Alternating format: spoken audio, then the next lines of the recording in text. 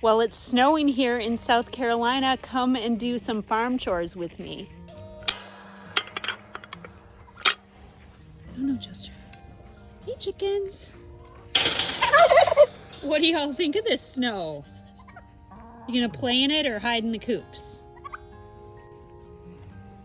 All right, let's go see. We just put down fresh bedding in here. Let's see if we have, oh, we got, that is the most eggs we've gotten in the longest time. They waited for it to snow to lay a bunch of eggs. We got one goat, doesn't seem to mind the snow, and the other ones are back in their house hiding. Let me see if I can zoom. See them back there? They're hiding in their shelter. So all of our animals have shelter if they want it.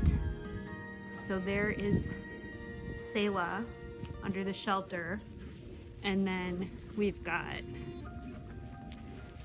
the other cows out here enjoying some hay. They eat a lot when it gets cold because it keeps them warmer. Going to check on the rest of the herd here. Yep, everybody is eating hay to stay warm. Hey! There they all are.